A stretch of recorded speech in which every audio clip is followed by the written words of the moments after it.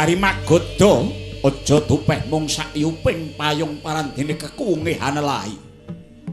Labet saking ayune Sang Kesuma Dewi Citrawati ingkang jagat tanpa timbang. Bendha Hapsari ngejawantah parandening mangke negari ana tengah-tengahing bebaya. Mulat saking katebian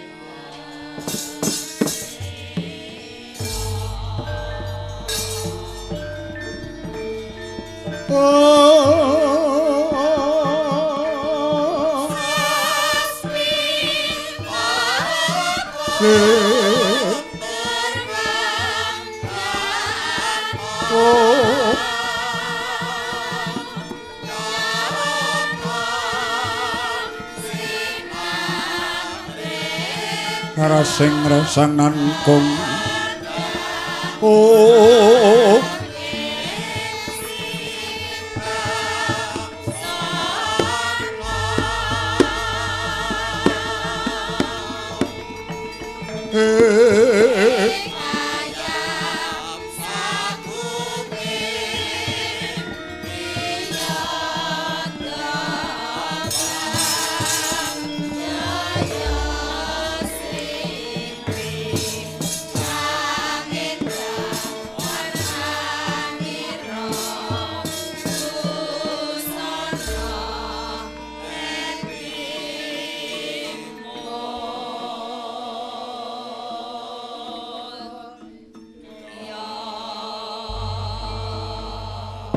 Atapara Hapsari tumonton ring Sang Dwija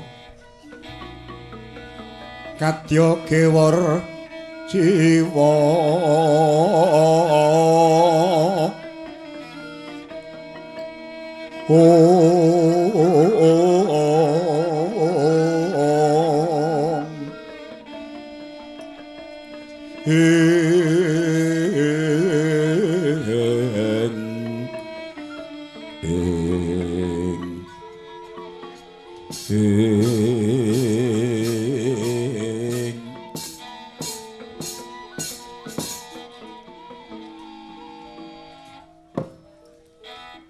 Mangkuta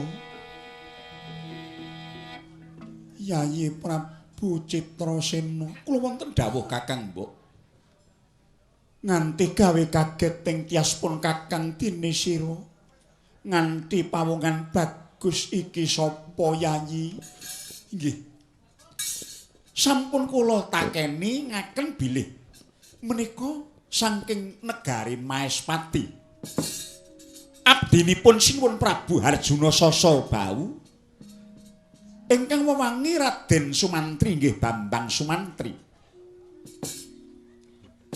jagat mangestungkara rapati nduga mono jebul Sinuwun Prabu Maespati keparang utusan marang Magoda sami winantu rahayu basuke praptanipun kisana kula nuwun inggih Kusuma Dewi Raharja sowan kula kalih sing rubeda manggih ing kayiwanan mboten langkung namung sungkeming pangabekti mugi kunjuk inggih Raden kula tampi kepengin gulang tepang gladi wanuh kula pun Citrawati kadang sepuhipun Nalindreng Magoda inggih menika Yayi Prabu Citrasena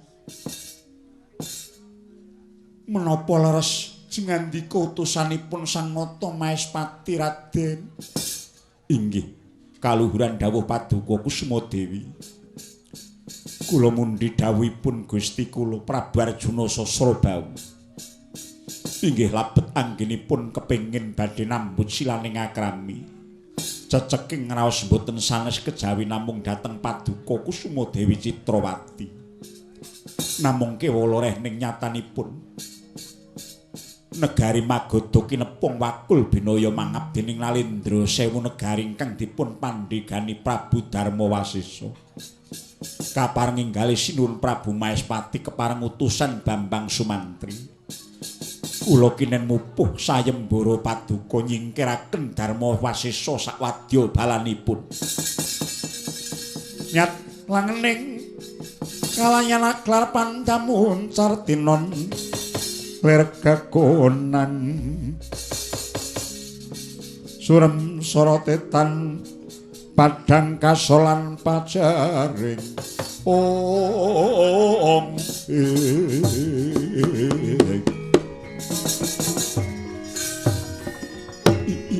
Iwang Agung paduka paring pepadang dhateng jagat magoda Yayi Citrasena wonten dawuh pangandika Kakang Mbok ana trontong sulaking pepadang titi mangsa iki utusan saka Maespati sarirane Bambang Sumanting kang bakal ndepani bumi magoda Yayi Prabu iya Kakang Mbok Raden Sumantri kula wonten dawuh sinuwun apa wis sawega lahir batinmu tatek tanggon ngadepi ratu kang semono akeh iya sagah dereng kinanten selak mbok menawi saged nanging boten miring kesagan kula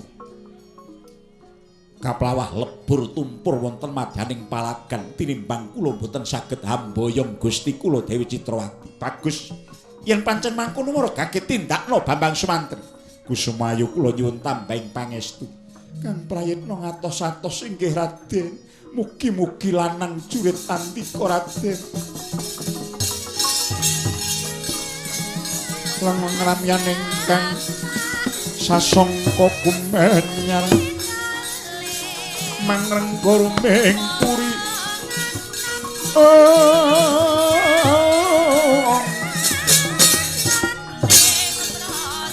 mangken tanpa siring alam ningkang umat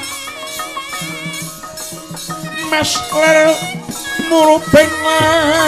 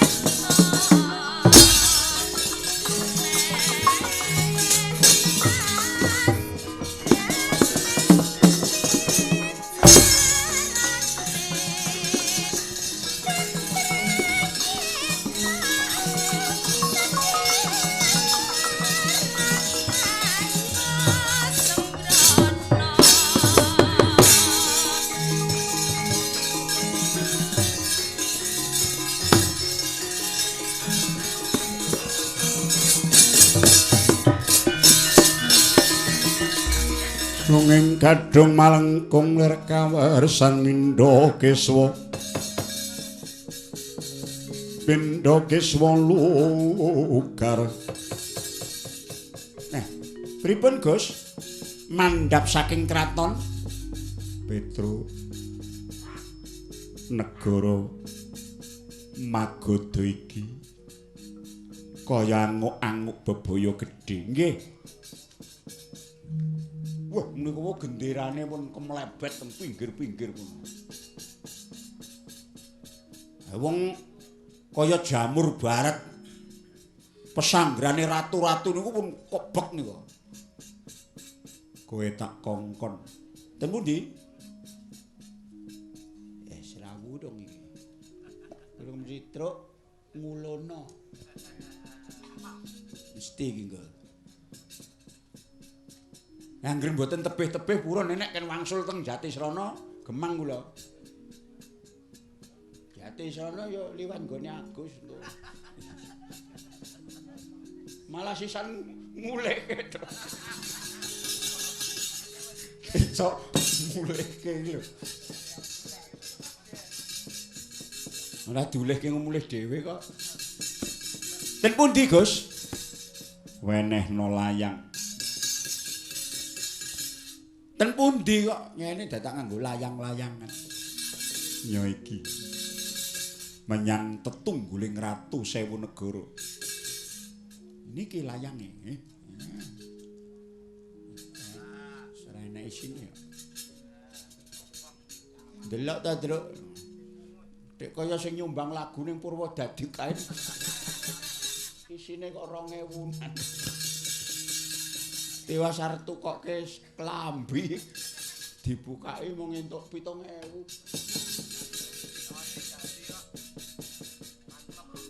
Wenehna tetungguling ratu sewu negara. Tetunggule sing pundi golek ana datak takon.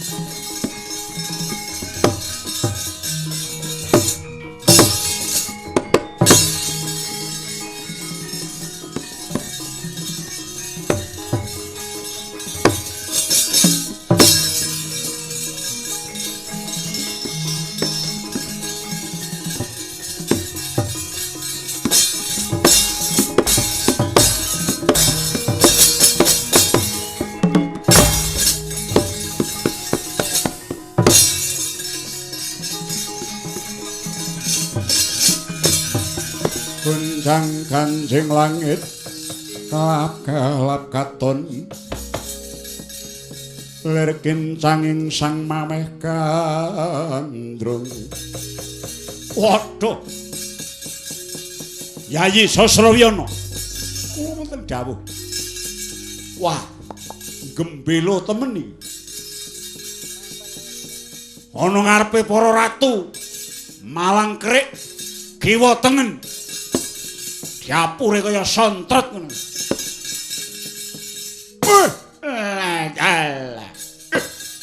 Jan dewa Bathara ngobong kloso. Ayo, ndi tetungguling ratu sewu negara. Ngaku dina iki. Ngomong dadakoki dina iki ngono sengit ta. Apa teko dina iki. Aku tetunggule Prabu Darmawasesa. Iki kadangku Yayi Prabu Sasrawyana. Aku Prabu Gentaraja Singa alias Suyadi.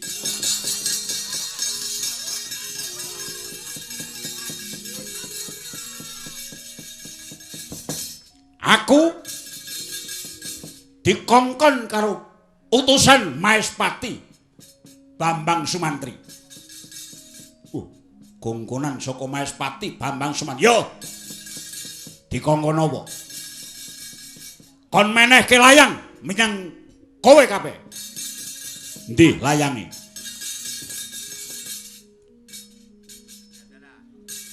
Mana tadi?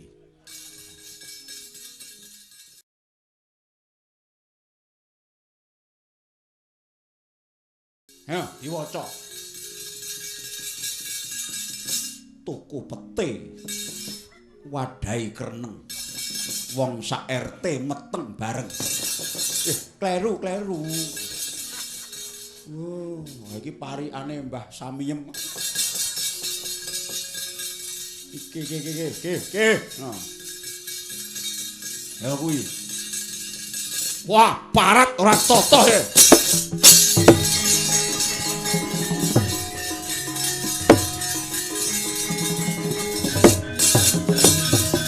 Manuk semaning jajalanat Trayoli binantang. Kowe kongkonane Bambang Sumantri. Layange surasane nyebet ali nyampar pundak. Ngilani dadaning Prabu Darmawasesa. Kon mrene dijapure Sumantri bangsat.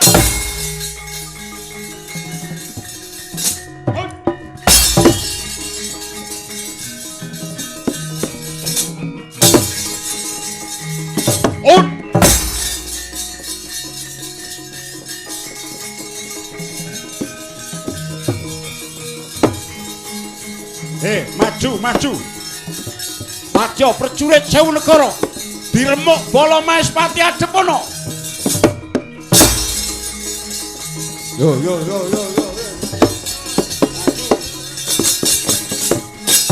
Maju.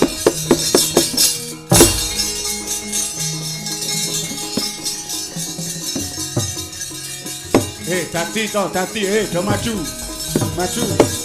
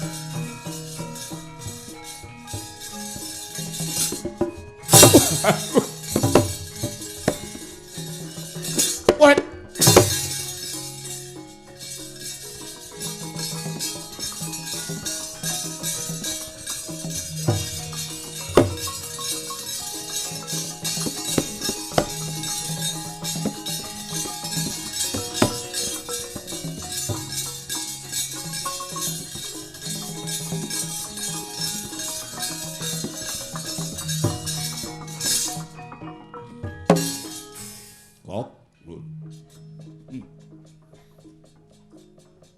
mungsuh wong Maespati ketoke kok abot ngono ya kok. Nek kinten-kinten awrat nggih wangsul. Lho, mulih piye? Kabeh para ratu iki wis sayek saeka praya. Ngepung negara Magoda kok. Lha nggih. Kongkonane Prabu Arjuna Sasra. Arjuna Sasra niku ratu titis Wisnu. Ning ora maju dhewe iki mung kongkonan. Kongkonane mun dereng majeng. Dereng ngetingal. Ketoke sing digoleki niku tetunggule. Nggih Prabu Darma Wasesa niku nek sampean wani nggih nyang ning nek kinten-kinten gendulak-genduli nggih mantuk mawon. Merga nyambut gawe iki garane men kudu tetek. Nek gendulak-genduli ya kleru tenan. Kudu tetek. Kaya wingi kae lho. Sing separo tetek, separo ya tetek. Dadi padha teteke. Ning gondeli cacakane dhewe-dhewe. Ya ora awor nek ngono, ora awor ning apik. Apik dirungokke.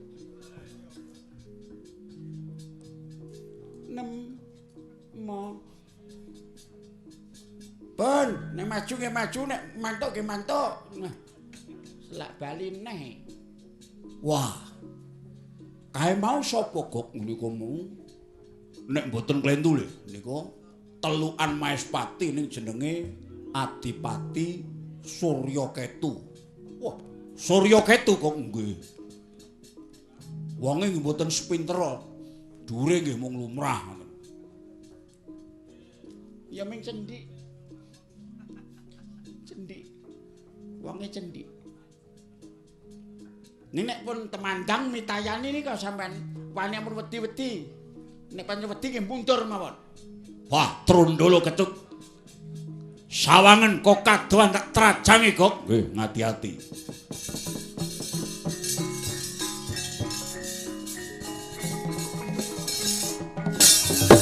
Hop.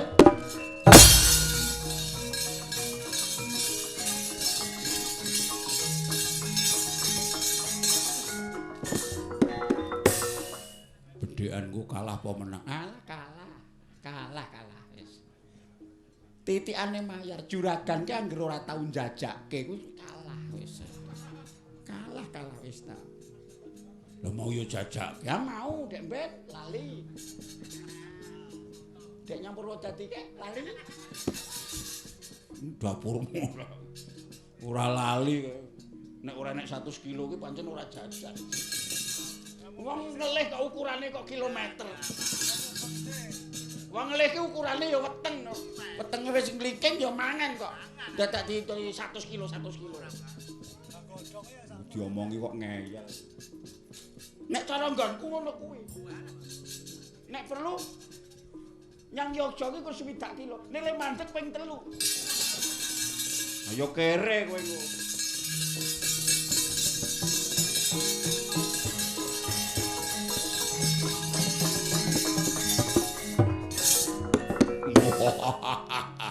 Sopo Suryaketu, Prabu Gentuh Raja Singa. Dadi bukti lan nyatane. Pecah ndasmu. Hot.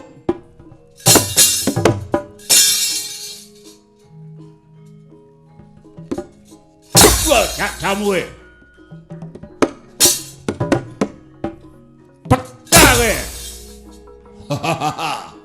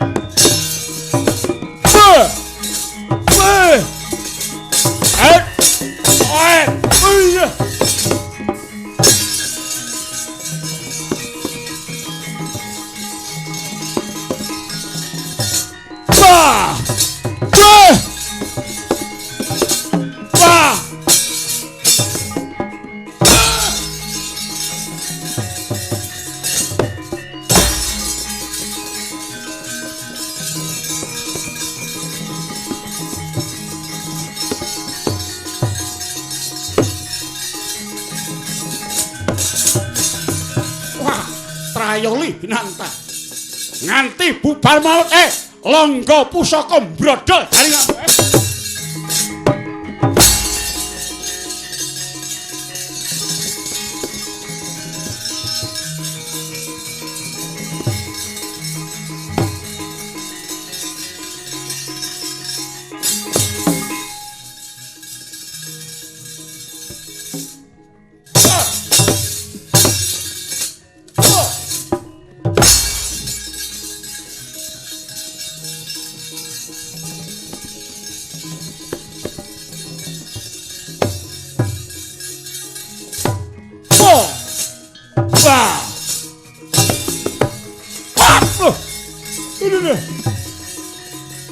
Wah, Yan.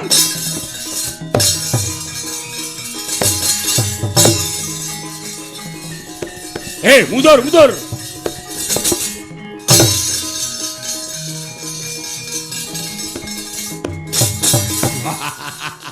Orang ngerti, tetunggule Ratu Darma Wasesa. Suke kendel Bondowali njaluk dadi emput kowe.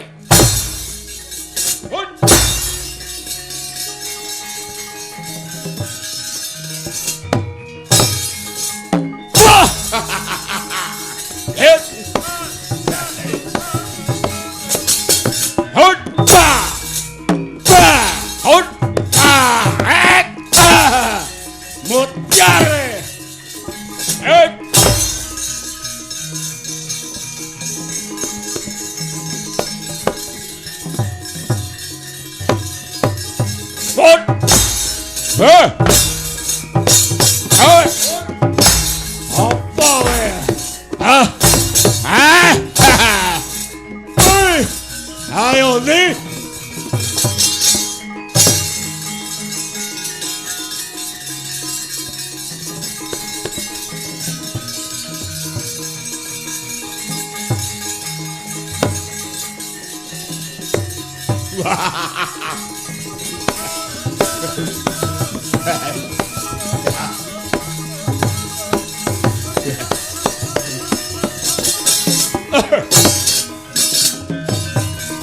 Ikrabala tumingal perang campo samya ngedali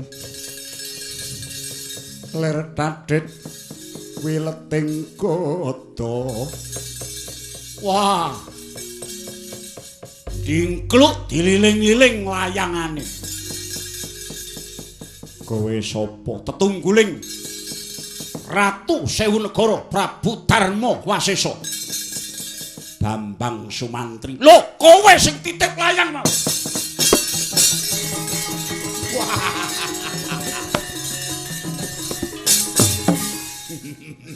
Sugih kendel Bondowani kowe, Gus. Nyorohke nyawamu kowe. Bosen mangan sego kowe parat ngadeg kowe.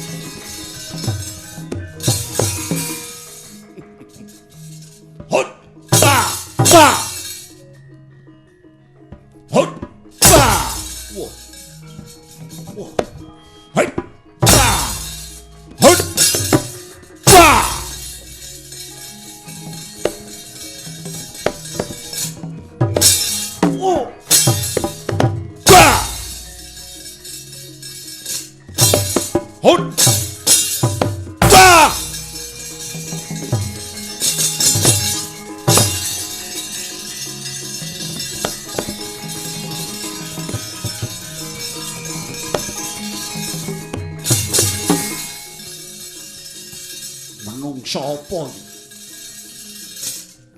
Bah! Hut! Bah!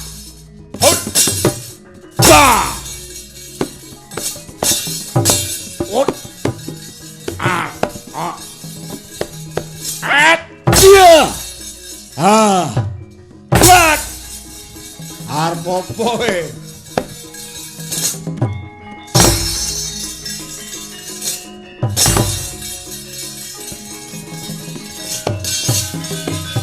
Kencang kancing langit kelap-kelap katon lir kencanging sang mameh gandrung panuk semaning jajalanat awabamu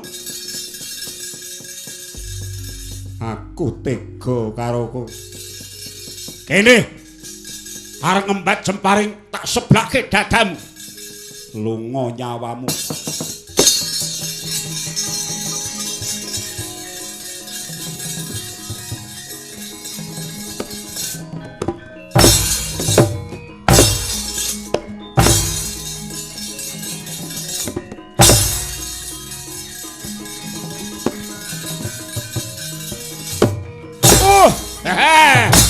Apa?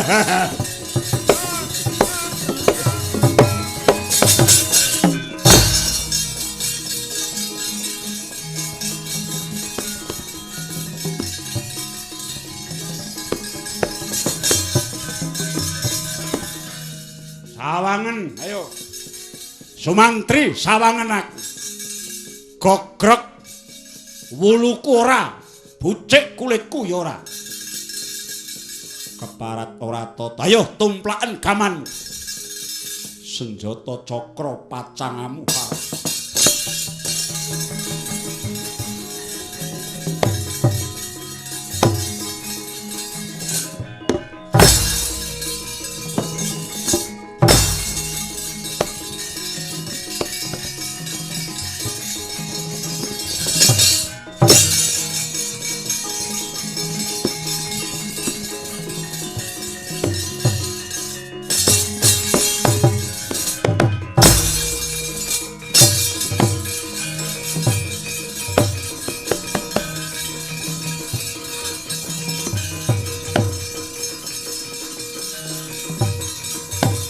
waduh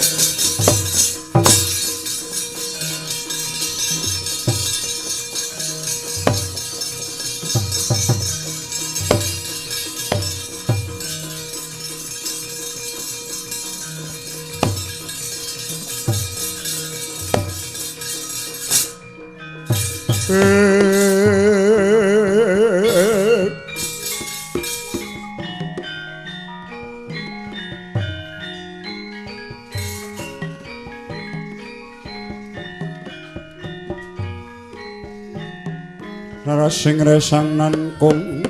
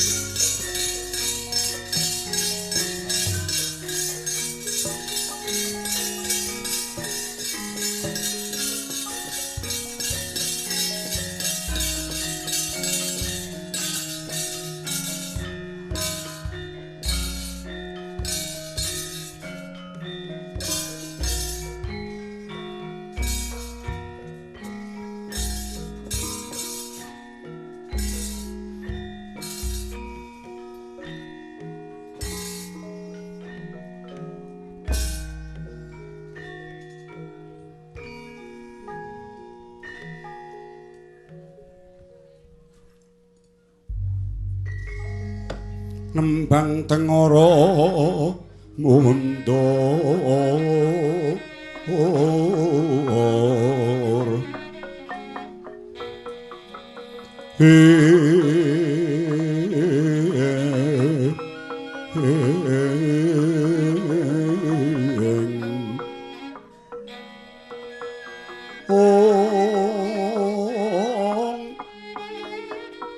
sawadyane nedya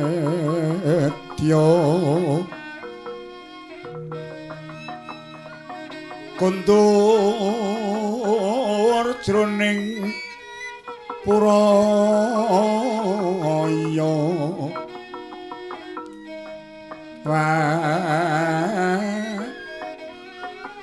roh pragoso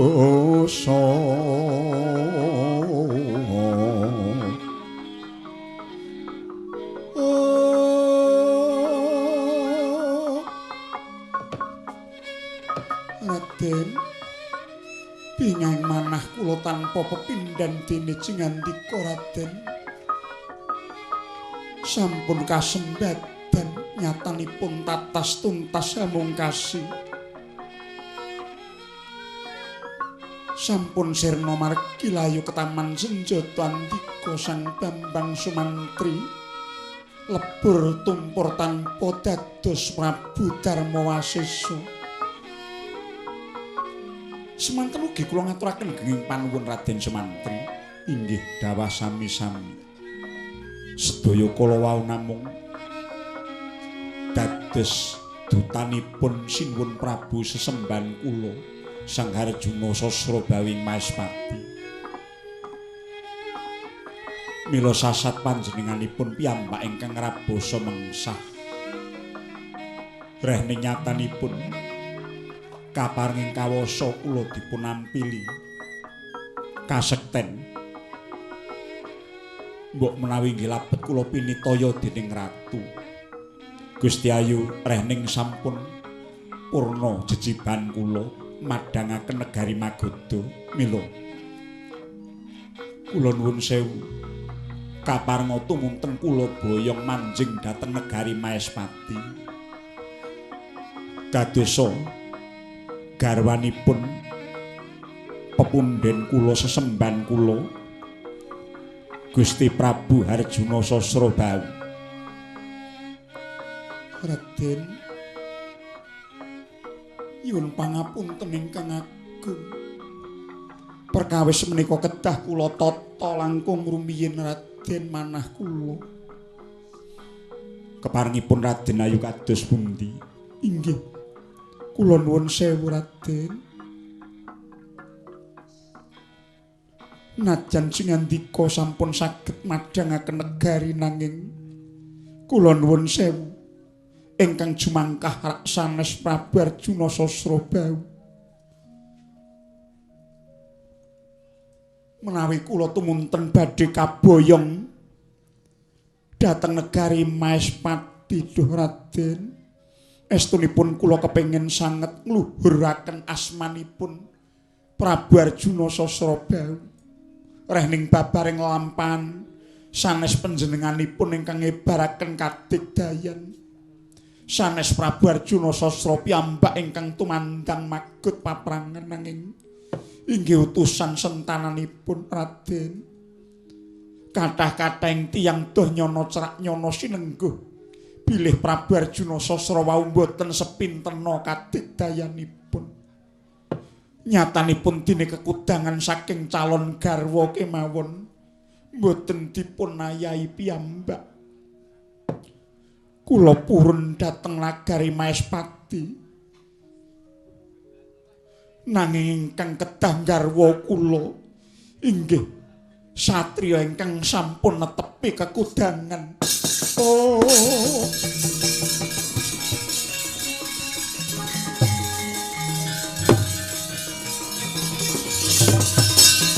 watananira layo gumelkut cemrah maratani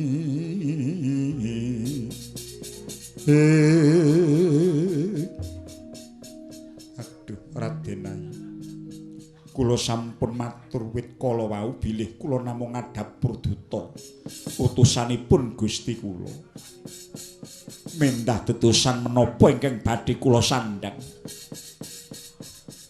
kula tetep puguh mboten badhe saged anglampahi menawi jingandika Raden Sumantri mboten saged mbobot sepinten to kadigdayanipun Prabu Harjuna Sasra Raden.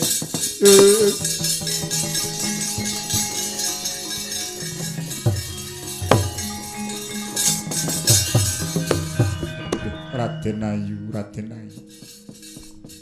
Anteping pangandika paduka mbobot tiraos kula. Awratipun kados nyangga Gunung Semeru. Namung kemawon inggih. Mangke kalian lumampah badhe kula manah menapa ingkang kedah kula tindakaken. Inggih. Samangke monggo kula boyong nitih kreta langkung rumiyin. Nanging Jingandika kedah janji menawi Jingandika kedah saged ngembari kadigdayanipun Prabu Harjuna Sasra. Inggih. Sagad dereng kinanten selak mbok menawi saged nanging monggo langkung rumiyin kula dherekaken manjing kreta. Malah mboten mung kula piyambak kalian sedaya klangenan kula kadang-kadang kula putri Domas badhe kula aturaken Prabu Harjuna Sasra menawi sembada ngasoraken andika Raden Sumantri.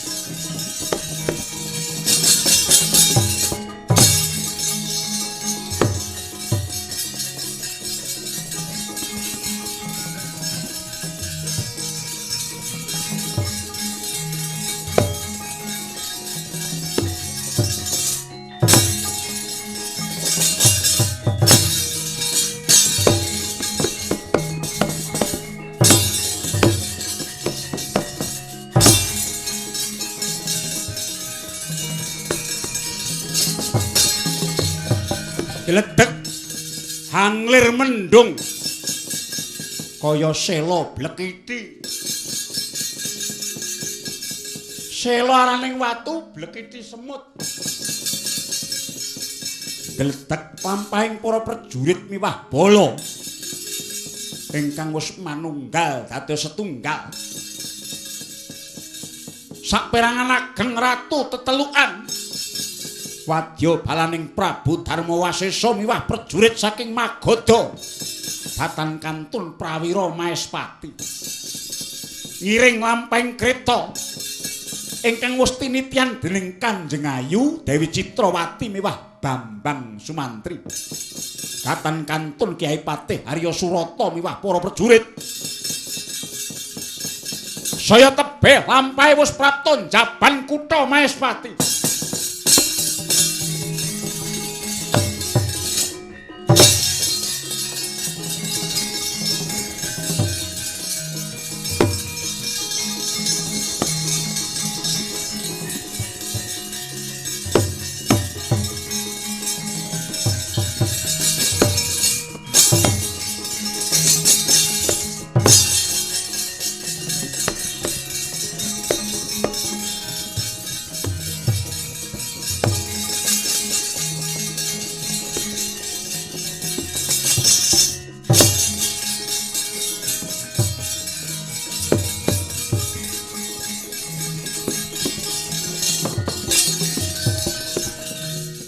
Ana apa Bambang Sumantri?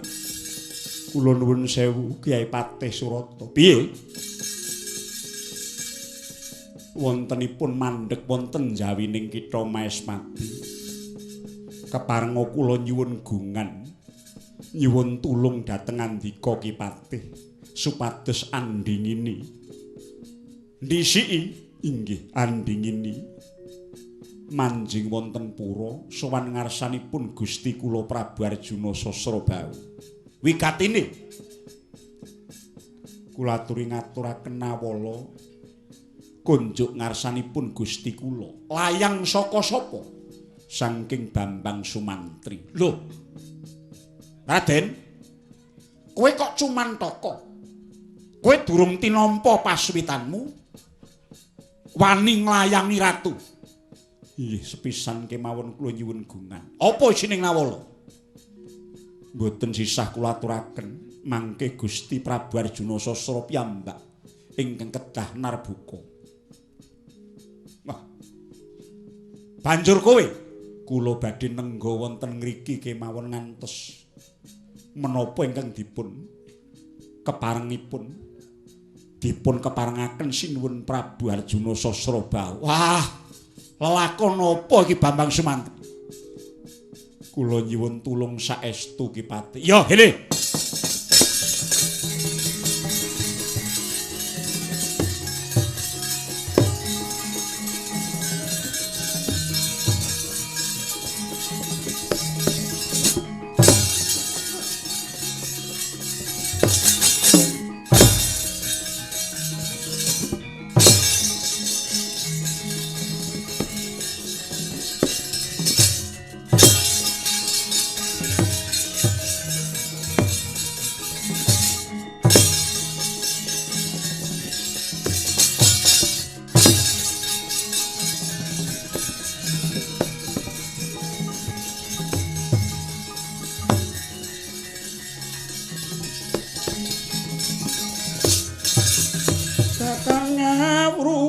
Kang tekane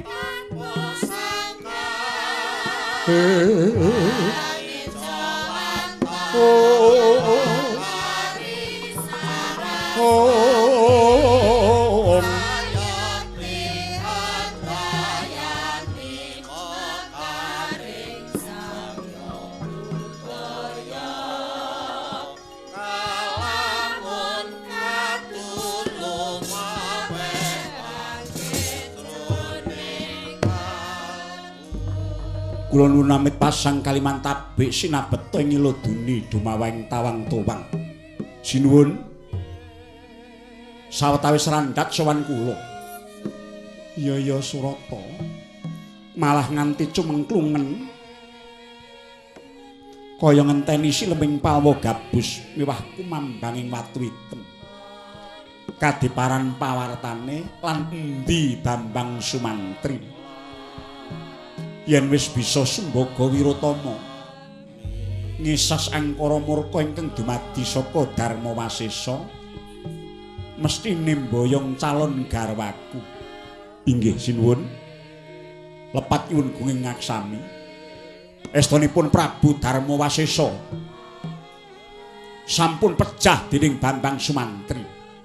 Jagat Dewa Bathara Dirgaya Suwa kang pinanggya Sumantri nyata sira satriya sejati Sumantri.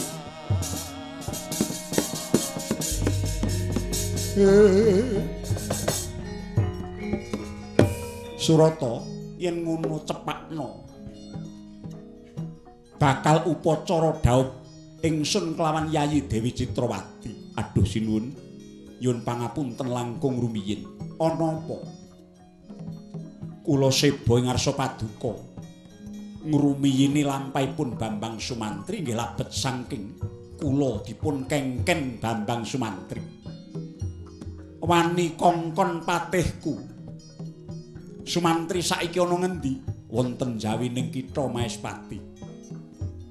Banjur inggih kula supados ngaturaken nawala kunjuk wonten ngarsa paduka sinuwun. Gadak nganggo nawala barang apa surasaning tulis kula mboten mangertos sinuwun. Coba nganti gawe gidhoing atiku teka Sumantri lagi wingi sore nggone nyuwitana kene wis wani ngaturi nawala marang aku. Wani kongkon patih Maespati. Coba kaya ngapa? Layang apa Surata? Monggo kula aturi nampi.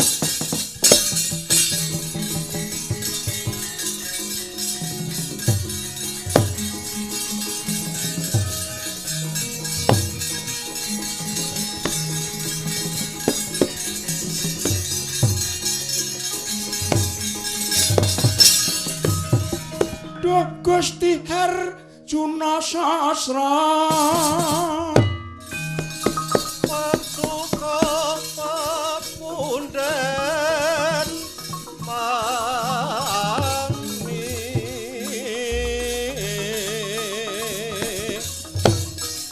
Sumantri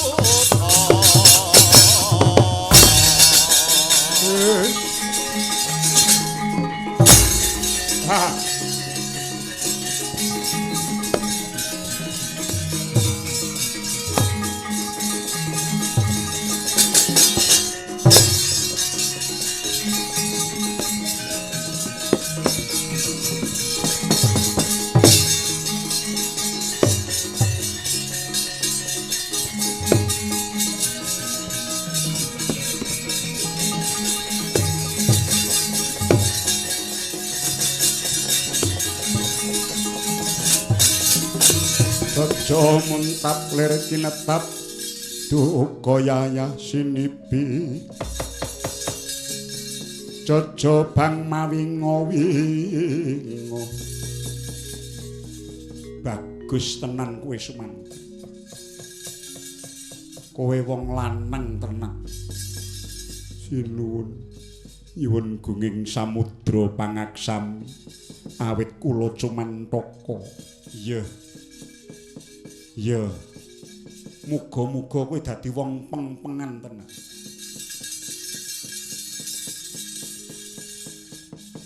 Sing mbok tantang dudu wong saudon saurupan wong macukiling balelongan. Ayo seblakno dadamu Bambang Suman. Yen kowe menang karo Prabu Harjuna Sasra, Citrawati peken. Ning kosok baline yen to kowe kasar aja takon dosamu. Pidana abot kang bakal tumiba ing sira. Kula nyuwun pangapunten Sinu rasah njaluk ngapura. Men disawang wong akeh yen perlu dewa padha ngulat. Kembarana ratumu. Selehna. Uculana sandangamu kowe tak wene busana kembarana aku Sumantri.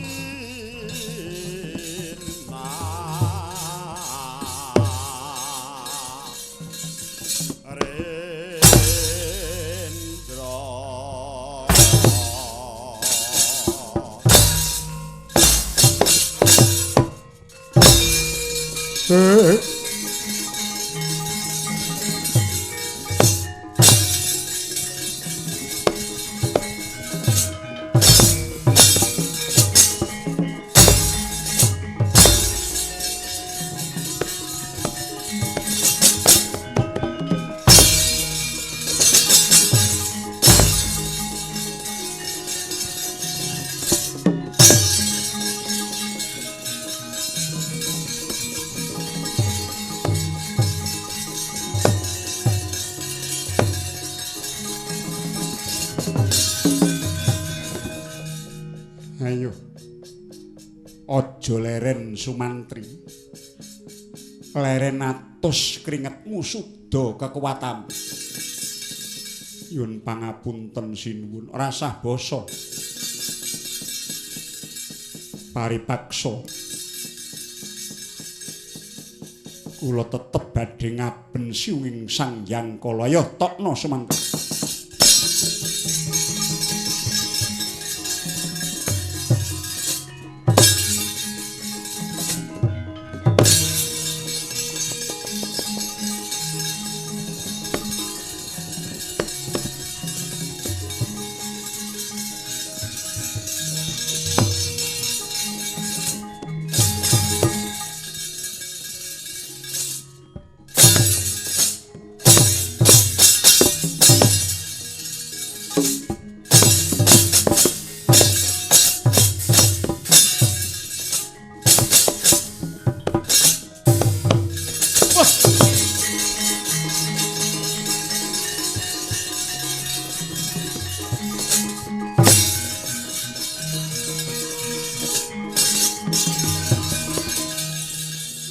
Ayo, apa meneh Sumantri? Sembah kula kunjuk paduka wujuding senjata cakra.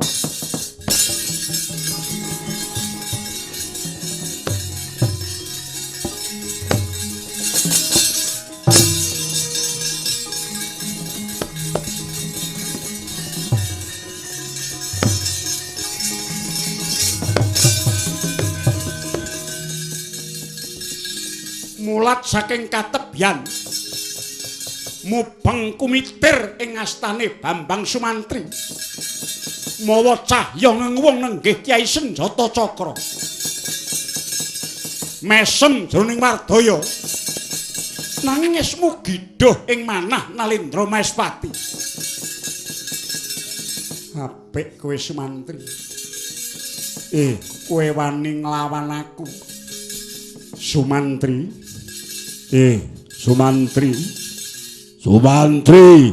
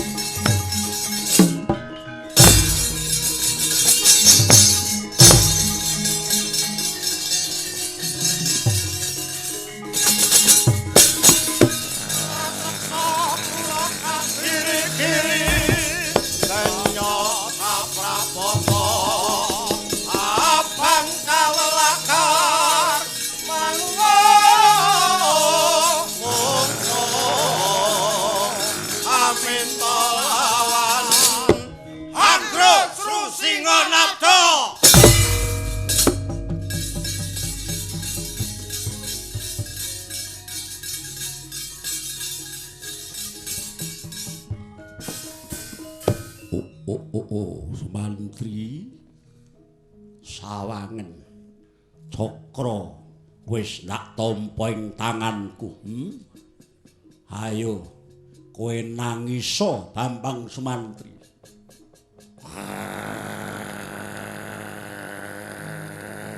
Kage sawangen iki Sumantri.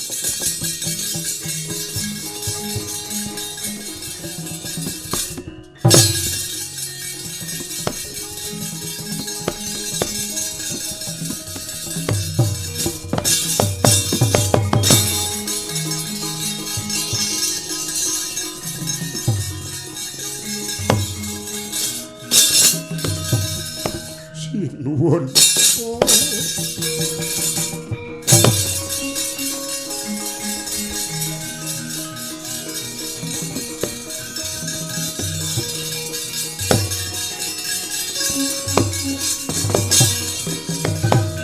Dewangi kara kingkin ler manguswa kang layon danya ilang memanise watananira layu kumel kucemrah maratani